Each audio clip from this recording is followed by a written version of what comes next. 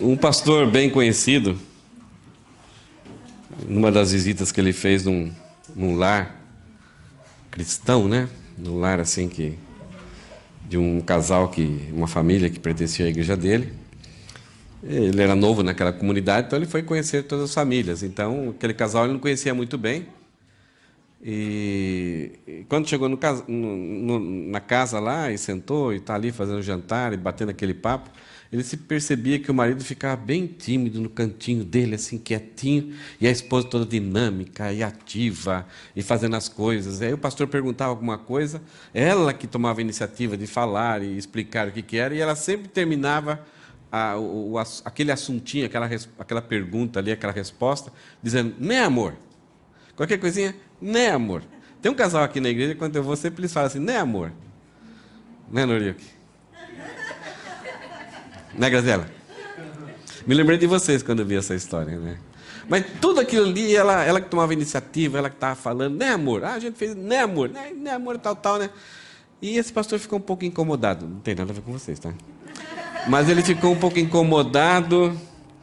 E na hora que o marido foi fazer alguma coisinha, saiu dali, ela chamou ela, falou, posso perguntar um pouquinho para você? Aí, tudo bem com vocês? Tudo bem com você? Tudo bem com seu marido? Ah, tudo bem, pastor. Não tem problema nenhum, não. Mas tem algum problema no casamento de vocês? Não, não tem problema nenhum. Mas vocês não estão em crise, né? Não, não tem, pastor. Tranquilo, está tudo bem.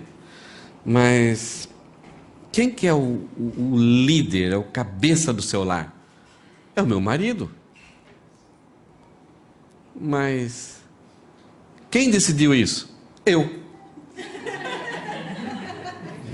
Então o pastor percebeu que apesar daquele jeitão difícil, assim, oposto à sua esposa, aquele lar gozava de uma harmonia, de algo muito gostoso, em que eles reconheceram seus papéis, as suas limitações, e estavam cumprindo de forma adequada o papel que Deus designou para a esposa e para o marido. Por isso aquele lar desfrutava de uma harmonia, de uma alegria, que de repente até assustou o pastor. Mas como que pode isso? Deve ser ela a cabeça da casa. Não era. Ela decidiu que era o marido, então foi uma decisão dela. Eu sei que talvez eu estou invertendo todo o processo da mensagem, estou começando pelo fim, para mostrar onde que nós devemos chegar. Mas, quando a gente lê o texto de hoje, o Elisandro até ficou assim, vamos ver aonde que o pastor vai fazer com a gente. Eu não quero fazer nada com vocês. Se fosse possível, eu não pregaria essa mensagem, né? Eu pularia essa mensagem. Porque eu sei que está sendo gravado, vai ser colocado no Facebook, vai ser colocado no YouTube, e ainda bem que eu sou um reles mortal desconhecido, então ninguém comenta quase nada, né? Somente a nossa comunidade aqui que vê, e mais alguns irmãos aqui do Japão, e alguns do Brasil, do Egito e tal, mas que tem um amigo bem robusto lá no Egito, que ele sempre assiste a gente. Tem um senhor japonês que mora lá em Sakai, ele sempre assiste a gente, acho que não entende nada, então não terei problema nenhum com ele. Mas esse é o tipo de mensagem que, se for uma pessoa, uma personalidade, uma celebridade, um pastor famoso, que quando será publicada vai ter uma enxurrada de crítica, de combate, de argumentos contrários, favoráveis, e vira aquela briga de direita e esquerda no Brasil, né? De quase que uma esquerdopatia, uma direitopatia, né? Porque é um assunto que, em nossos dias, ele está sendo muito polarizado, né? Está sendo levantado assim, de uma forma muito contundente. Mas, antes da gente começar, tem uma ideia dessas 4 próximas mensagens, dessas 3 próximas mensagens. No início, eu peguei o texto e fui elaborar uma mensagem só. Mas aí eu percebi que talvez não ia ter uma produção tão legal, não seria tão bom, e já começou a aumentar o conteúdo, então eu dividi em 3 partes, né? Então, 3 mensagens. E a primeira, então, ela é pequena, são poucos versículos, são simplesmente 3 versículos.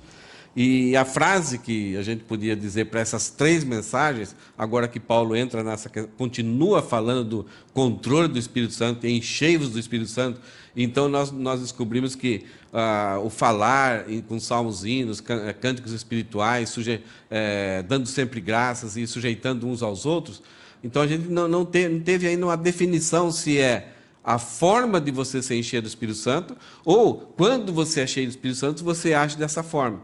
E aquilo não parou. Esse bloco que nós vamos ver aqui é continuidade daquilo, daquela proposta de Paulo. Deixe-se controlar pelo Espírito Santo. Então a gente não sabe se aquilo que a gente vai ver agora, isso que é bonito das Escrituras, se aquilo que a gente vai ver a partir de hoje, que é o papel da esposa, é o papel do marido, e os dois juntos revelando esse grande mistério que é Cristo e a igreja, a gente não sabe se isso é uma forma de você, se você agir dessa forma, é uma forma de você se encher do Espírito Santo como resultado, ou se você sendo controlado pelo Espírito Santo, vai resultar nesse tipo de comportamento. Que é um comportamento que a sociedade não quer, ou a sociedade está deficiente e desejando ter. E aí, pela graça de Deus, pela capacitação, pela riqueza de Deus, Ele nos concede isso de forma gratuita. É uma capacitação para nós desfrutarmos disso que, aos olhos das pessoas, é uma coisa muito contundente. Quando o Elisandro também está no louvor, ele falou assim, quando a gente tem um princípio, nós falamos sobre deixe de mentir e fala a verdade, a própria sociedade, mesmo que a pessoa esteja habituada a mentir, mas todos concordam, não, é isso mesmo. Irai-vos e não pequeis, né? Não se ponha a vassaíra, não deixa que a sua vassaíra. Todo mundo concorda, até o mundo secular sabe que a ira não é uma coisa boa, ela traz desgraça, né? Essa semana nós tivemos uma indignação do presidente do Brasil e ele está sendo condenado por aquela forma dele mostrar a sua indignação. Não pode, ele é uma pessoa, não pode agir daquele jeito. Mas foi indignação, não foi uma ira, porque ele não tomou nenhuma providência que viesse prejudicar outras pessoas. Trabalhe com as próprias mãos, deixe de roubar. A sociedade pune quem rouba. Mas aqui parece que um bloquinho de texto de hoje, a maior parte da sociedade, principalmente no nosso meio cristão, por algumas vezes não entendermos corretamente o que significa, qual a base, o que está por trás, de onde aconteceu toda a situação, nós temos dificuldade também de aceitar, de engolir, né, de assimilar e de aproveitar esse ensinamento que a Bíblia deixa para nós. Então, para essas 3 mensagens, a ideia que nós vamos pensar é como o corpo de Cristo, nós que somos o corpo de Cristo, edificados, que fomos aproximados, reconciliados, aproximados para com Deus, que nós estávamos mortos em delitos e pecados, aí Ele nos ressuscitou juntamente com Cristo, toda aquela riqueza da glória, da graça de Deus em nosso favor, nos tornou o corpo de Cristo. Então nós somos membros uns dos outros, somos participantes, nós temos um elo de ligação, que é o vínculo da paz, construído pelo Espírito Santo. Nós temos paz com Deus e paz entre nós, e somos ligados uns aos outros pelo vínculo que é o Espírito Santo, que foi enviado por Jesus. Então, como corpo de Cristo, devemos modelar nossas famílias conforme o modelo que Deus estabeleceu em Jesus Cristo. Então, não é uma receita, não é uma dica, é um padrão que Deus estabeleceu e Ele quer, como nova sociedade, nós agimos dessa forma.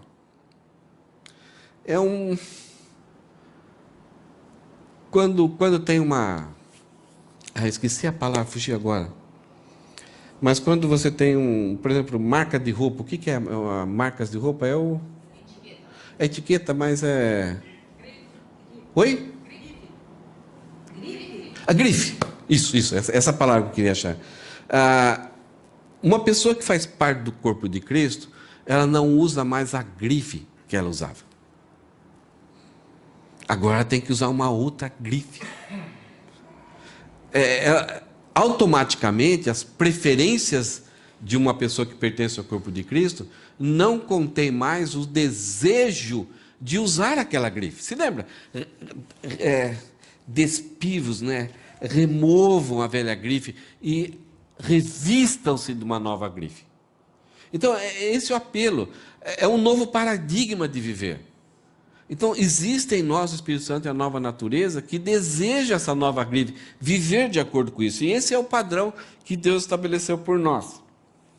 Uma das coisas que a gente tem que entender algumas vezes, quando a gente estuda as Escrituras e vê o que Deus estabeleceu, é a época em que essas coisas estão acontecendo. Por exemplo, você tem a criação de Deus. Muitas coisas foram colocadas, determinadas, faladas e estabelecidas ali por Deus antes da queda. Quem era o homem, quem era a mulher, como foram criados, o que foi esperado deles, o que Deus exigiu deles. Então você tem o período da criação até o período da queda. Aí acontece a queda. O que aconteceu da queda? Até Jesus. Então houve um caos, tudo ficou em caos. Então Deus aí vem e estabelece uma regulamentação para que o caos não destruísse a própria humanidade, como efeito do pecado. Mas aí quando Jesus vem, ele paga o preço do pecado. E ele cria em si mesmo um novo povo, um povo restaurado. Mas restaurado ainda não totalmente.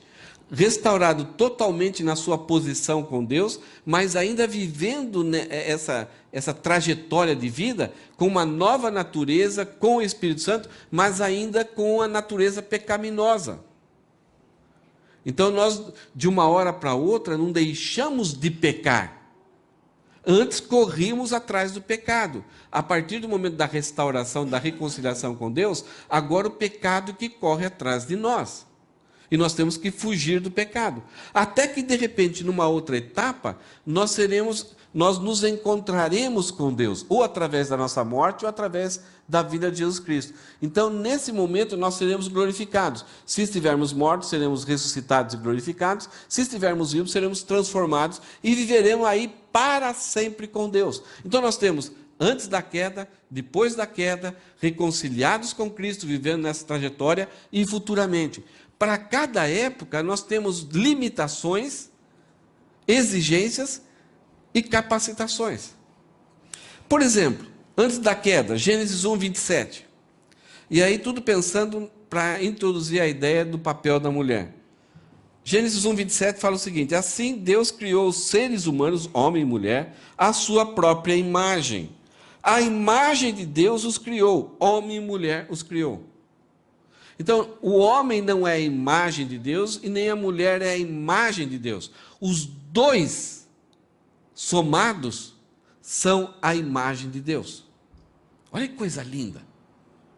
Os dois juntos refletem a imagem de Deus. Quando fala assim, a imagem de Deus os criou, isto é, os dois somados, juntos, completados um com o outro, então formam essa imagem bonita de Deus. Não foi o homem que foi criado à imagem de Deus e depois Deus criou a mulher simplesmente para ser uma diversão para o homem, ou problema para o homem. Não. No momento que Deus finalizou a criação, criando a mulher, os dois somados, completados, complementados um pelo outro, formam a imagem de Deus. É uma coisa simples, mas isso é muito importante. Para algo que a gente vai ver daqui a pouco, e para algo que já vimos ao longo da história, e para algo que a gente está vendo nos nossos dias, a respeito da pessoa, da mulher.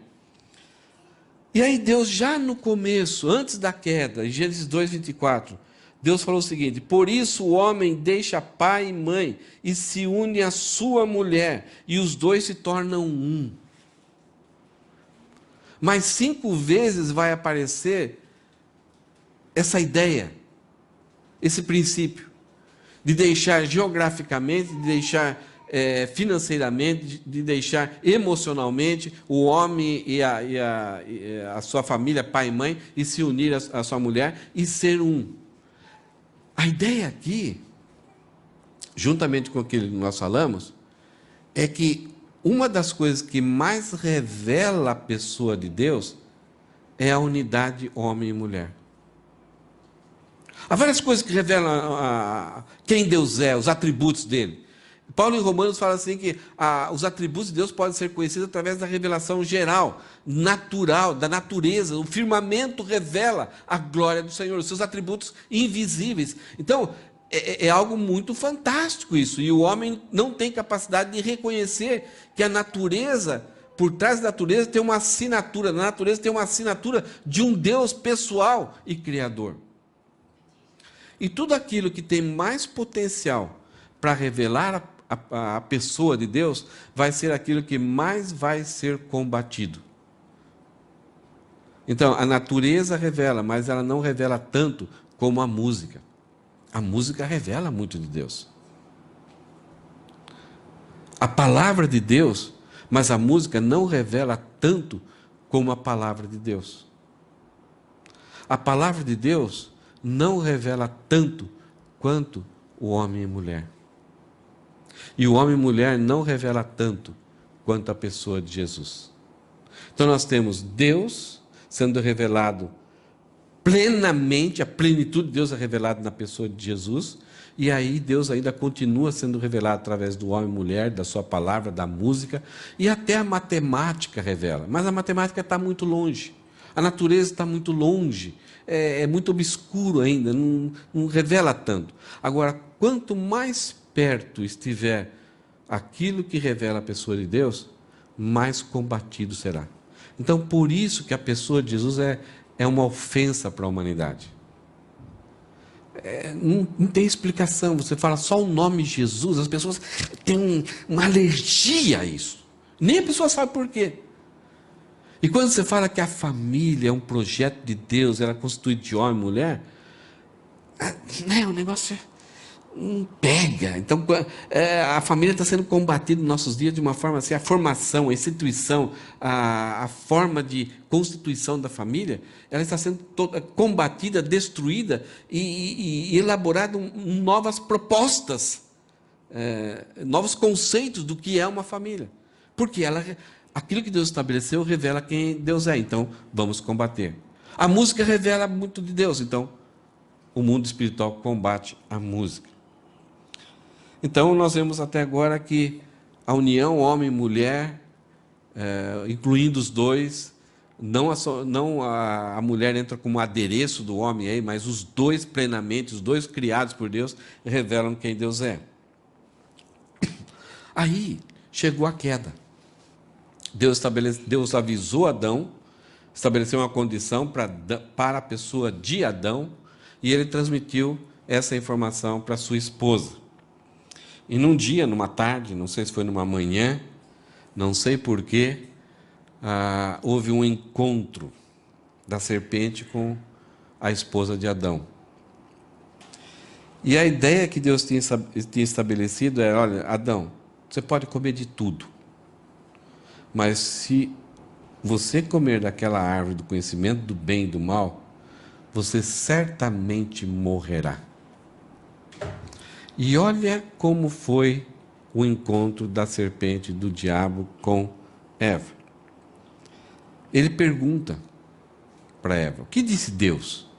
Eva acrescentou algo que Deus não tinha falado para Adão. Não sei se é Adão que acrescentou para proteger Eva, ou se foi Eva que acrescentou.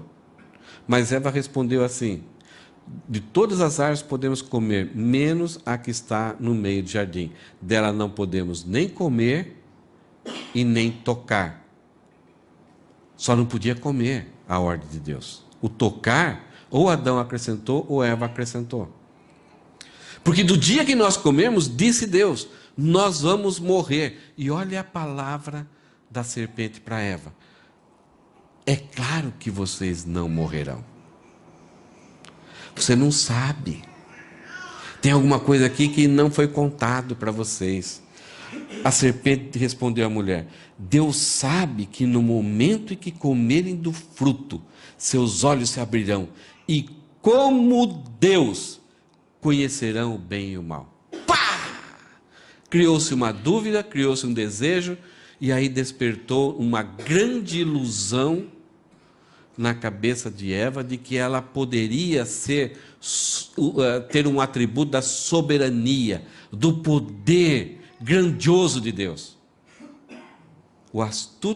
A astuta serpente colocou uma dúvida e inflou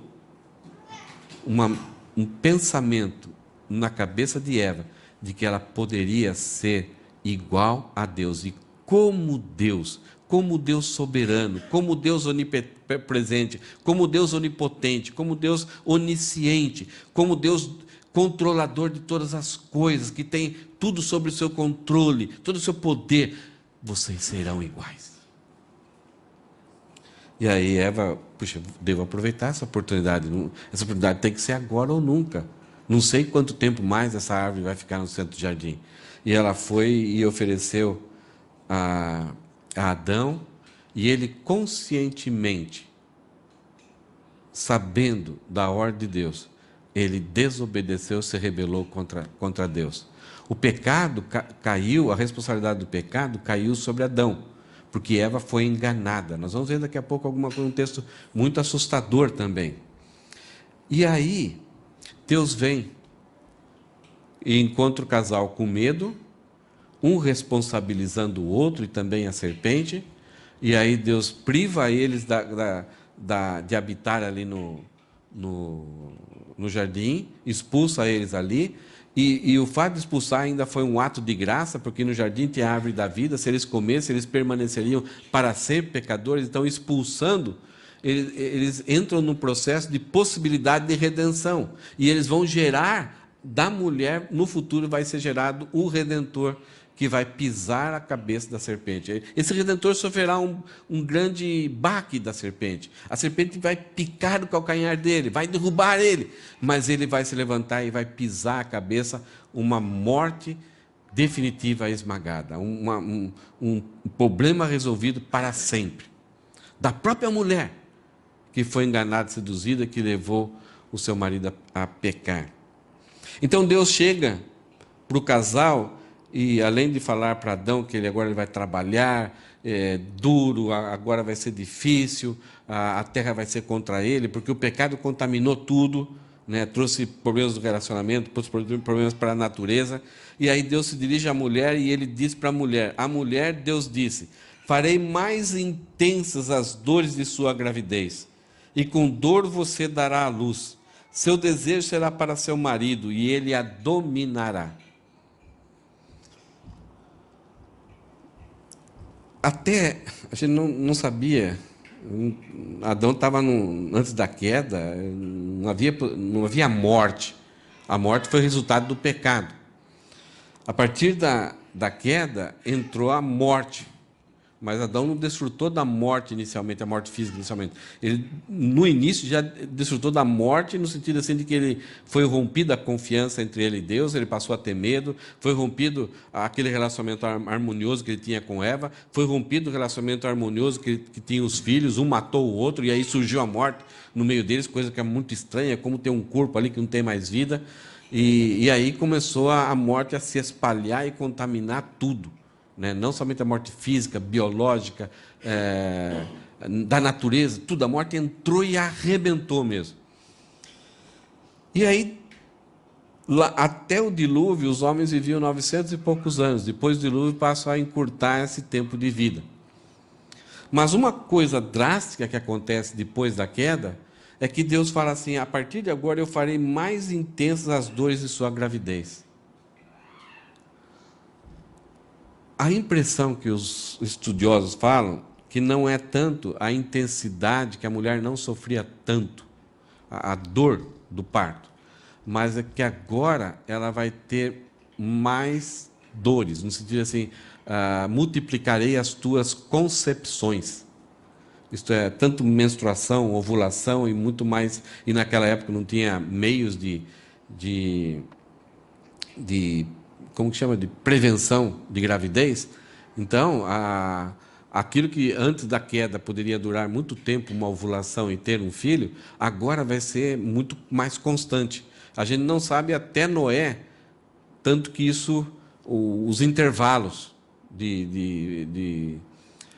hoje está fugindo as palavras, a situação fértil da mulher. Mas podia ser até maior do que os nossos dias, que é em torno de 21 dias, por aí, né? Mais ou menos isso, um mês. Então Deus fala assim que uma das punições, uma das disciplinas, uma das consequências do pecado da mulher é que ela teria esse problema muito mais constante, né? Muito mais frequente. E isso traz um problema muito sério para a mulher. E ele fala assim que não, e também você vai dar à luz com dores. Vai haver sofrimento. E o seu desejo será para o teu marido, e ele a dominará. O que é isso? O que será que Deus está falando aqui? E esse é o ponto importante desse versículo. Que desejo? Isto é, a mulher, o marido vai ter total poder na área sexual, de desejo sobre a mulher. É isso que Deus está falando? Não. A ideia aqui é o seu desejo de dominar, de exercer poder, de exercer soberania, de estar à frente, de ser o cabeça, será para o teu marido.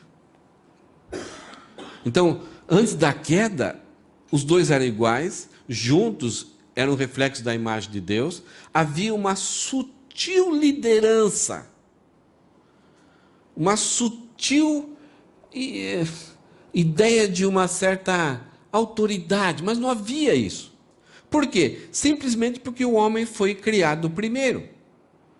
Simplesmente por causa disso, mas não havia, os dois somavam, se complementavam e refletiam a imagem de Deus. Então não havia o homem 51% e a mulher 49% da imagem de Deus. Os dois eram 50%, os dois somados ali.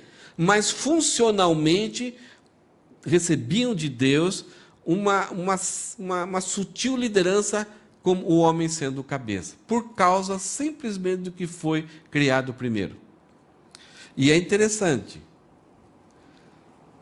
até a criação de Adão, tudo que Deus criava, Deus falava assim, viu Deus que era bom. Mas depois, quando ele cria Eva, e aí complementa, ele viu que, e Deus viu que Adão estava sozinho, e o texto da Bíblia fala, e viu Deus que não era bom o homem estar sozinho, aí Deus cria Eva da sua própria carne, do homem criou do barro. Então por isso que ele é feio do jeito que é, né? Mas a mulher criou de uma parte do homem.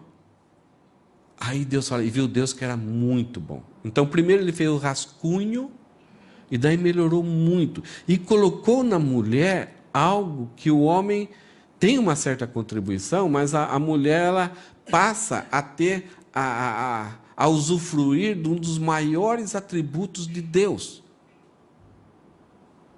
que é a criação. Não somente da gestação, mas também da criação, da criança no dia a dia. O pai tem a sua participação, mas quem cria o filho é a mulher. Isso é algo dado por Deus. E Deus lá no Jardim do Éden falou assim, mulher, você vai ser auxiliadora, ajudadora. Inicialmente, quando a gente vê essa palavra, pensamos assim, a mulher então é uma empregada doméstica, e tá lá para não deixar o homem sofrer sozinho, não ter solidão, para satisfazer os desejos, vontades. Então a mulher fazer o quê? Esse é o papel da mulher. É interessante, no Antigo Testamento, 20 vezes aparece a palavra auxiliadora, ajudadora, idônea. 2 vezes se refere à mulher. As outras vezes, sabe a quem se refere? Parpite. 2 vezes essa palavra, que a gente acha que é uma palavra ruim, ninguém quer ser auxiliar. Eu quero ser o cabeça, eu quero estar na frente. Auxiliar? Quando eu comecei a trabalhar na primeira empresa que eu trabalhei, o primeiro cargo lá era auxiliar, ajudador. Né? Você não via a hora de sair daquele status para alcançar um outro status. E a mulher é tratada ali entre ela é criada por Deus para ser uma auxiliadora, uma ajudadora ao homem. 2 vezes no Antigo Testamento aparece a palavra em relação à mulher. As 18 vezes, você sabe para quem é usado esse termo? A pessoa de Deus. Ele é o nosso ajudador. Ele é o nosso auxiliador. Ele é quem socorre. Então, quando a gente pensa assim, algumas vezes que a mulher é depreciada, termos que são usados para ela, é usado para o nosso Deus. Então perceba que quando ela se soma ao homem, o quanto a pessoa dela revela quem Deus é. Mas aqui, por causa do problema que aconteceu com ela, né, Deus estabelece, olha, esse desejo que você caiu na tentação, que entrou na sua mente como ilusão, então a partir de agora esse desejo vai ser para o seu marido, por causa da ordem da criação. Veja 1 Timóteo, isso vai esclarecer um pouquinho para nós aquilo que eu acabei de falar. 1 Timóteo 2, 13 a 15. Porque não é uma questão cultural, não é uma questão de época, de sociedade, é uma questão teológica, uma questão de criação. Porque primeiro Deus fez Adão e depois fez Eva. E não foi Adão o enganado. Ah, legal. Não, pior. Não existe mérito nenhum em nós como homens e representados por Adão, o fato de Deus falar que Adão não foi enganado. Porque Adão pecou conscientemente. E através dele entrou o pecado em toda a humanidade e ele foi o grande responsável. Então, enganado, você peca sendo enganado, é um nível. Não conscientemente é uma loucura. A Bíblia fala em Provérbios. O louco é aquele que sabe o que é errado, mas decide fazer o que fazer o que é errado. Ele escolhe. E é isso que aconteceu com Adão. Então, porque primeiro Deus fez Adão e depois Eva. E não foi Adão enganado. A mulher é que foi enganada. E o resultado foi o pecado. Isto é, uma melhor tradução é, ela foi enganada e caiu em transgressão. A ideia, ela foi enganada e entrou num estado de engano até hoje, para sempre.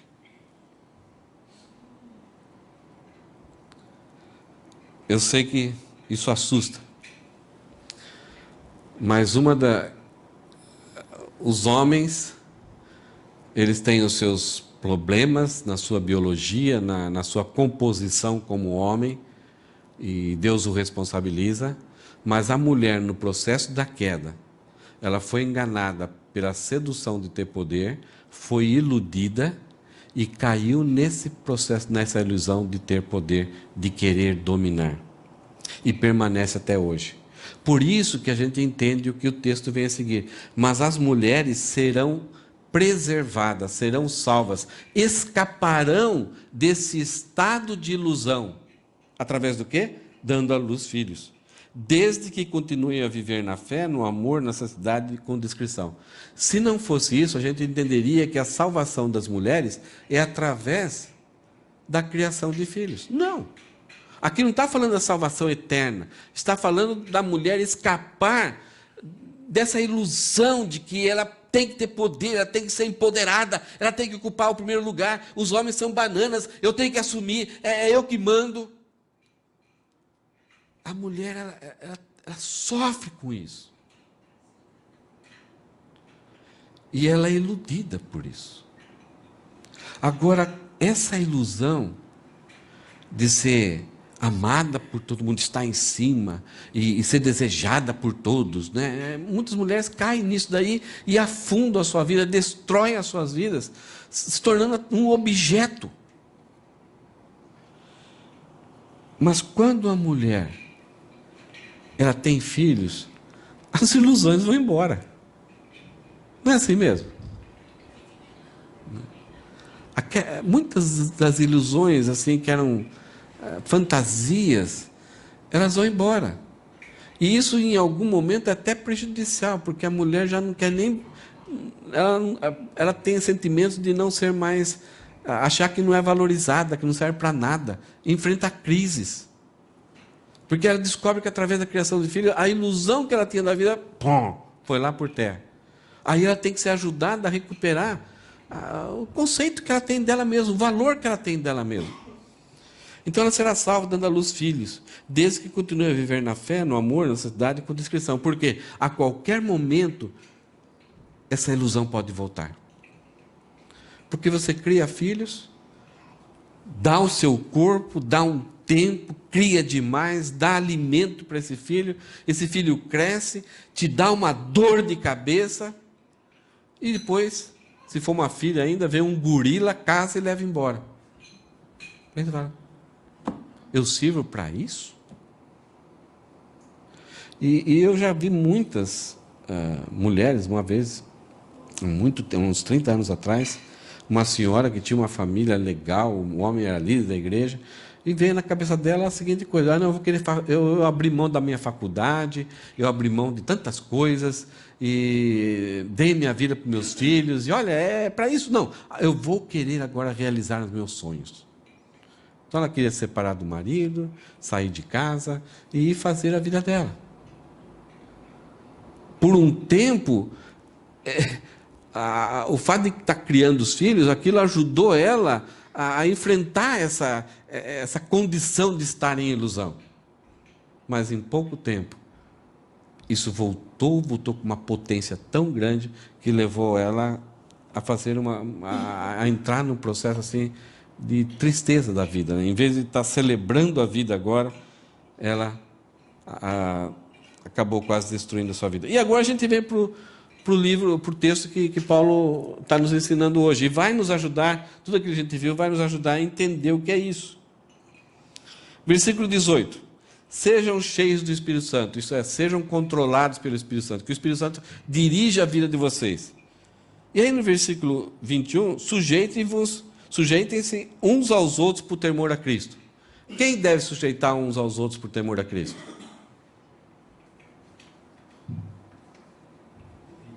A mulher para o homem? Sim. O homem para a mulher? Não. Sim. O filho para com os pais? Sim. O pai para os filhos? Sim. Amigos, irmãos em igreja? Sim. A ideia aqui de sujeição é que todos nós devemos considerar em primeiro lugar o outro. Paulo falou lá em Filipenses, para nós nos considerarmos em primeiro lugar o outro. Primeiro a Cristo, segundo lugar o próximo, em terceiro lugar estou eu. Mas o pecado faz com que eu me coloque acima até de Cristo. Então, parece que aqui não é tanto uma ordem, um imperativo para nós nos sujeitarmos. Mas parece que Paulo está falando aqui que nós estamos sujeitos uns aos outros. Deus estabeleceu isso. E eu tenho então que me comportar de acordo com essa posição que Deus me colocou. Essa palavra sujeição, ela tem várias ideias de submissão. Isto é, eu chegar perto de uma pessoa, a pessoa tem a missão e eu entro na missão dessa pessoa. Então eu vou ser um auxiliador, vou ser um facilitador, vou ser um apoiador. Vou talvez colocar as costas dele aqui numa batalha e cobrir o flanco dele, proteger ele. Então eu entro na missão de alguém, é submissão. Mas a ideia também é quando tem um capitão, um general, ele ocupa o primeiro lugar na frente e eu entro atrás. Eu caminho nessa fileira. Então no meio cristão, deve haver uma sujeição, e nós somos colocados por Deus sujeitos uns aos outros. Então, é uma coisa muito estranha, como se fosse um círculo de uma pessoa atrás, uma fila em círculo, não uma fila reta. Porque nós estamos sujeitos uns aos outros. Deus nos colocou desse jeito. Não há uma pirâmide na família de Deus, uma hierarquia piramidal. É um círculo, é relacionamentos cruzados. Ao mesmo tempo que eu tenho pessoas que estão sob os meus cuidados, mas eu também sou uma pessoa que alguém está cuidando de mim, que alguém está liderando a mim. Então não existe um poder absoluto no meio do povo de Deus. O único que é poder absoluto no povo de Deus é Jesus. Pastor não é poder absoluto. Ele é um líder que na frente dele tem a igreja. E atrás dele tem a igreja. E assim, Paulo fala, então por causa dessa verdade que Deus estabeleceu desse jeito, você lembra, eu sempre tenho batido nessa tecla de que nós temos uma posição em Cristo, na eternidade. E Deus nos está trazendo para nós sermos de acordo com essa posição. O mundo tem hierarquia. Deus fala assim, não tem, não é dessa forma que é o reino de Deus. Se lembra Pedro, os discípulos queriam postos, né, ao lado de Jesus. Não é desse jeito. E Pedro não queria que Jesus lavasse os pés dele. Jesus falou assim: olha, se eu não lavar os teus pés, você não tem parte comigo, porque a minha forma é totalmente diferente da forma humana. Não é desse jeito a questão de hierarquia. Então, quando nós somos regenerados e formados como o corpo de Cristo, nós estamos espelhando algo que está lá no futuro. Então já existe uma submissão, já existe uma sujeição que Deus estabeleceu. Então nós devemos simplesmente ser adequados e vivermos da forma que nós estamos no futuro. E aí tem uma coisa muito interessante. O versículo 21, ele fala então de algo que é notório e já é fato. O versículo 22, 3 versículos para a mulher e 9 versículos para o homem, vão falar de algo que é mais difícil, que é um trabalho duro, para a mulher se adequar àquilo que Deus estabeleceu, e para o homem se adequar àquilo que Deus estabeleceu. Esse versículo que é para as mulheres, a gente fala, os homens gostam demais.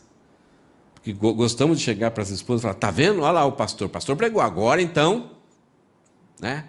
Você tem que se submeter a que eu vou falar. Mas os homens esquecem dos 9 versículos que são para eles. Que eu vou ter até umas férias aí, né? Eu vou folgar domingo que vem para pensar bem o que eu devo falar, analisar bem, né? Para ver se eu não estou pregando, arrumando encrenca para mim mesmo, né? Mas para Paulo, esse problema que a mulher tem de se adequar àquilo que já está estabelecido por Deus, com 3 versículos resolve. Mas o problema do homem, Paulo precisou de 9 versículos. Parece que Paulo levanta essa questão porque a mulher tem mais dificuldade com esse assunto e o homem tem mais dificuldade com o assunto. Qual é o assunto da mulher? Se comportar de forma submissa, entender que ela está nessa linha de comando com o homem. Qual é o problema do homem? Amar. A mulher não tem problema de amar o seu marido, de amar seus filhos incondicionalmente. Ela estica, ela prossegue, ela vai longe. O homem tem. Quando acabou a beleza, o desejo, ou surgiu qualquer outra coisa nova, né? Nova, não precisa nem ser melhor, já é suficiente para parar de amar. A mulher não. O homem não tem dificuldade de se colocar atrás de alguém, de fazer parte de um processo de submissão. Isso é natural, o homem gosta disso, o homem até pede isso. Então Paulo não vai tratar disso para o homem. A mulher tem. Por causa de vários fatores que compõem a mulher e por causa que ela está nesse processo da ilusão, ainda alimenta um pouquinho a ilusão que veio lá do Jardim do Éden. Nós temos um problema na nossa sociedade que a maior parte dos homens são bananas. Então as mulheres não aguentam isso. Olha o que Paulo fala assim: esposas, cada um ao seu marido. Esse sujeito não tem no original. Então, sujeitos uns aos outros por temor a Cristo. Aí Paulo fala: esposas, cada uma ao seu marido. Então subentende que deve-se estar sujeitas aos seus maridos. Como a primeira comparação?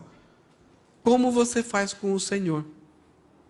Da mesma forma que você é sujeita ao Senhor, você deve se sujeitar, ter uma submissão, isto é, ter uma missão ao lado do seu esposo, como você faz com o Senhor. A primeira comparação é espetacular.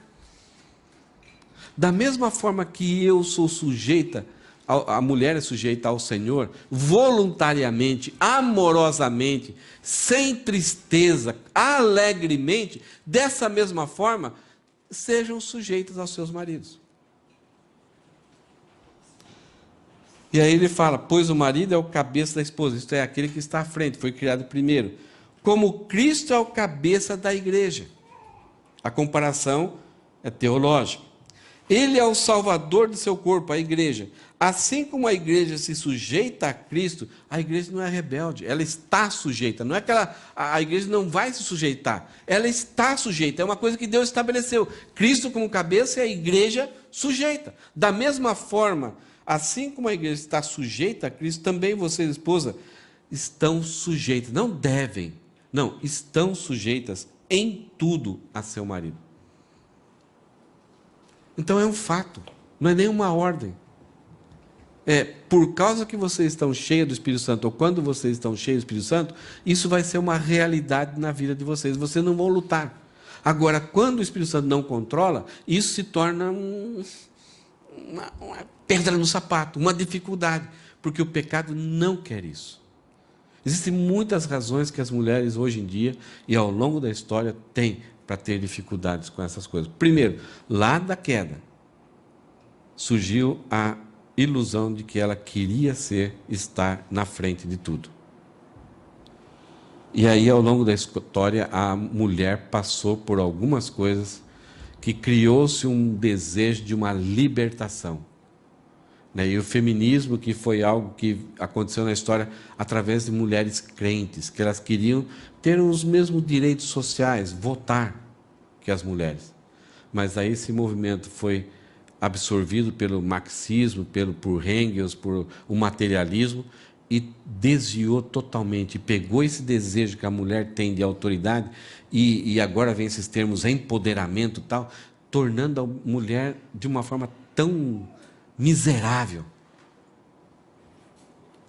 na sua história, na sua existência.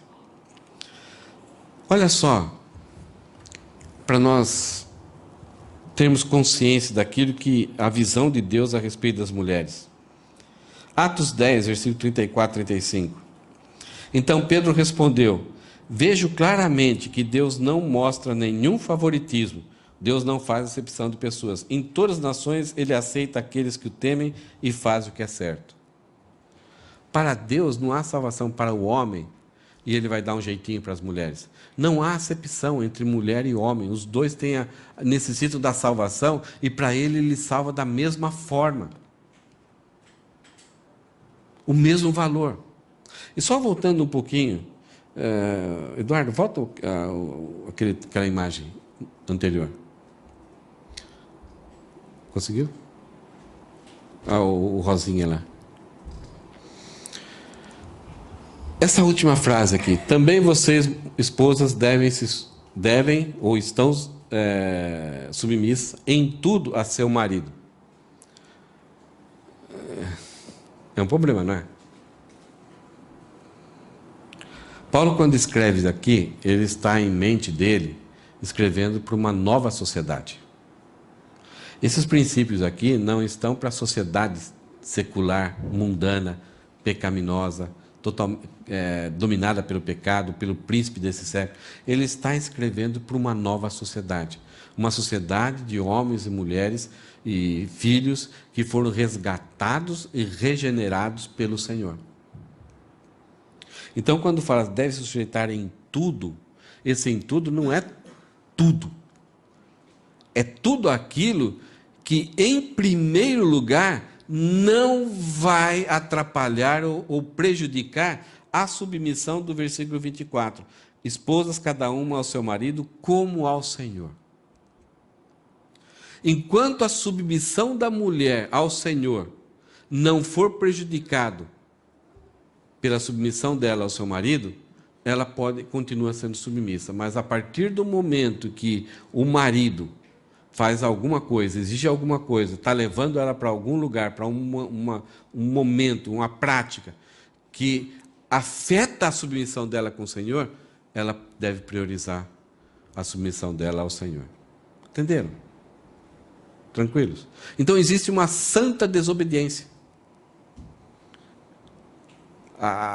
Essa ligação que a mulher tem com o homem é uma ligação criada por Deus, mas a partir do momento que essa ligação é rompida por prática de alguma coisa que afeta a ligação dela com o Senhor, então ela sempre deve preferir ao Senhor. Agora, o perigo é a gente espiritualizar um desejo, uma coisa que, de repente, não é tão clara, essa santa desobediência aqui. 1 Pedro 3,7. Então Deus não faz acepção. Na igreja não tem, o homem é mais valorizado que a esposa, que a mulher. Da mesma forma, vocês, marido, honrem sua esposa. Sejam compreensivos no convívio com ela, pois ainda que seja mais frágil que vocês, ela é igualmente participante da dádiva de nova vida concedida por Deus. É igual. Tratem-na de maneira correta, para que de nada atrapalhe suas orações. Se o homem achar que ele é superior à mulher e tratar a mulher de forma incorreta, as orações dele serão ouvidas, mas não respondidas. Atrapalharão a comunhão dele com o Senhor.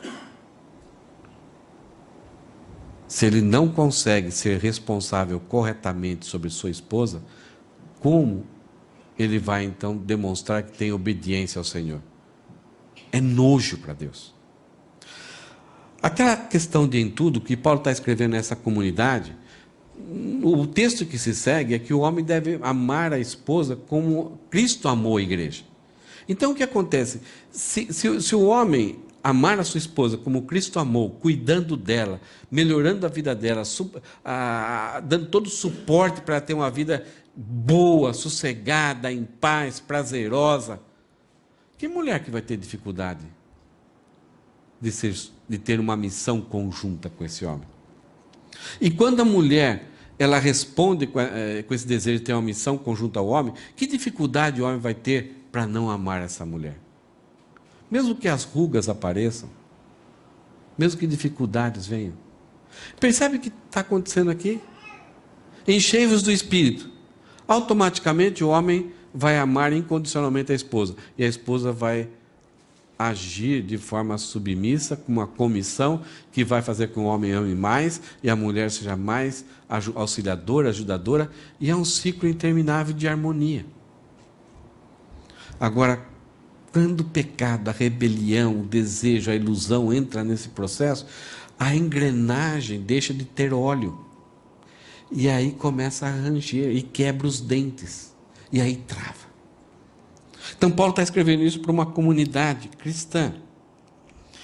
Olha só que Paulo continua falando lá em Gálatas 3:28. Não há mais judeu e nem gentil nessa nova comunidade.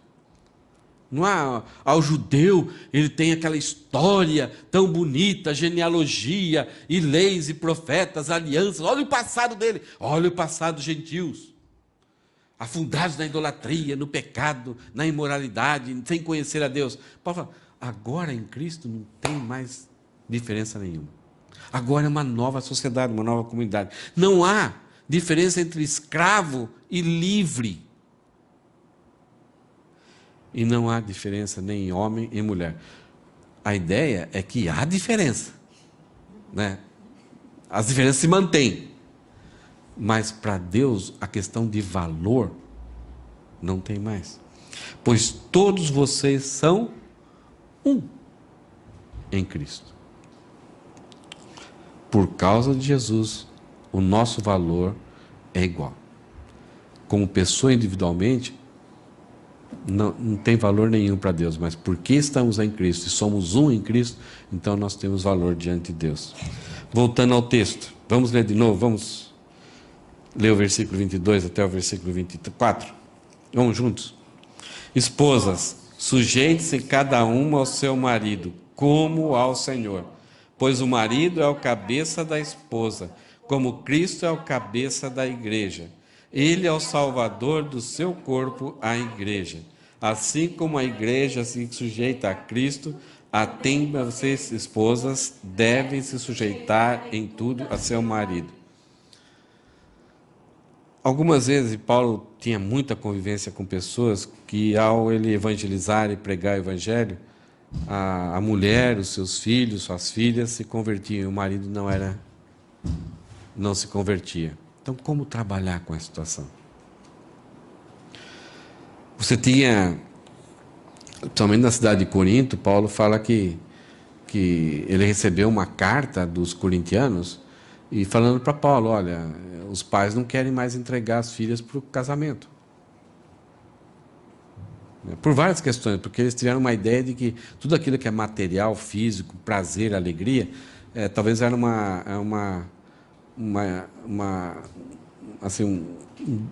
algo que vinha de dentro que era originário do pecado. Paulo fala, não, o sexo não é pecado. Mas uma das coisas que a questão de pessoas que querem se casar é esse critério. Né? No caso da mulher, com quem estou querendo casar, você nunca vai encontrar uma pessoa perfeita.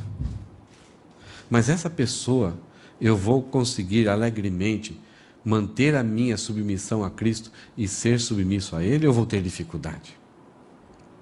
Essa pessoa, eu vislumbra para mim uma capacidade de amar a mulher incondicionalmente. Então, a questão da escolha dessa pessoa, essa pessoa vai me levar mais para perto de Deus ou não? Então, antes do casamento, é algo que você não pode fechar os olhos, tem que abrir muitos olhos. Tem que entender claramente, não é simplesmente por causa de uma carência, de uma necessidade, de uma paixão, é algo muito sério. Eu vou ter uma submissão, isto é, eu vou ter uma missão conjunta para nós juntos estarmos submissos a Deus e cumprirmos o ministério que Deus tem para a vida de um casal, que é a imagem de Cristo, ou você meia-lua? Né? Na minha família, eu vou ser aquela pessoa que é a parte da lua lá que brilha a luz e a outra é as trevas. Então, antes do casamento, tem que haver essa ponderação, essa avaliação, para você não entrar numa fria. E mesmo você fazendo toda a ponderação, vai ter lutas no casamento. Agora, se a sua salvação aconteceu, você foi atingido pela graça e o seu parceiro não é crente, aí você tem que usar outros princípios da Bíblia em como se comportar, mas lembrando sempre que a sua prioridade é obedecer ao Senhor em primeiro lugar.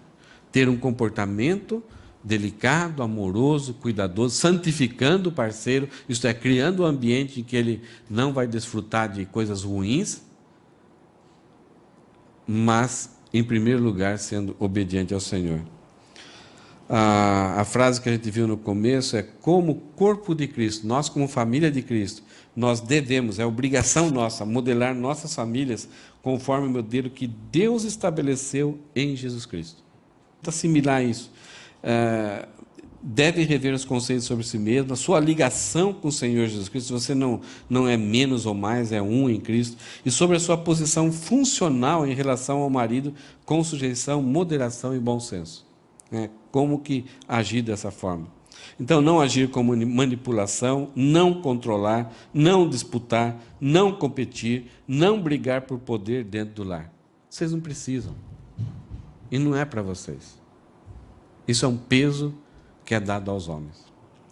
Exceções devem ser tratadas à luz da Bíblia. A questão de violência, abusos. Então, é quando você entra na categoria de que você é impedida de servir ao Senhor. Então, essas exceções, elas devem ser tratadas através de outros princípios, de outros conselhos que a Bíblia nos dá.